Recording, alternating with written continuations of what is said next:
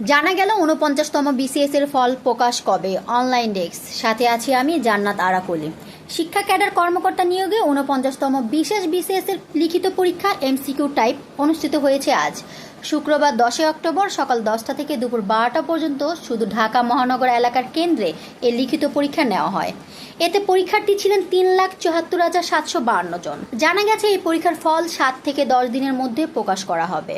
এরপর ভাইবা বা মৌখিক পরীক্ষা শুরু হবে ২৬ অক্টোবর। পিএসসির এক সদস্য গণমাধ্যমকে বলেন, চিকিৎসক নিয়োগে ৪৮তম বিশেষ বিসিএস এর ফল মাত্র ৩ দিনে প্রকাশ করা সম্ভব হয়েছিল।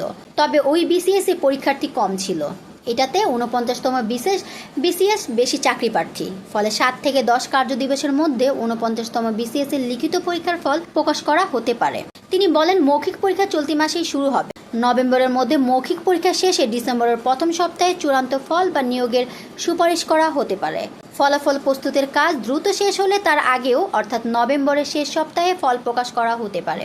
এদিকে পিএসসির রোডম্যাপ অনুযায়ী ৪৯তম বিসিএস এর লিখিত পরীক্ষার ফল প্রকাশের পর ২৬ অক্টোবর থেকে মৌখিক পরীক্ষা শুরু হবে। এতে লিখিত পরীক্ষায় উত্তীর্ণ প্রার্থীরা অংশ নিতে পারবে। ৪৯তম বিসিএস এর বিজ্ঞপ্তিতে বলা হয়, ৪৯তম বিসিএস এর মাধ্যমে দেশের সরকারি সাধারণ কলেজে ৬৫৩টি এবং সরকারি শিক্ষক প্রশিক্ষণ কলেজে ৩০টি শূন্য পদে প্রভাষক নিয়োগ দেওয়া হবে।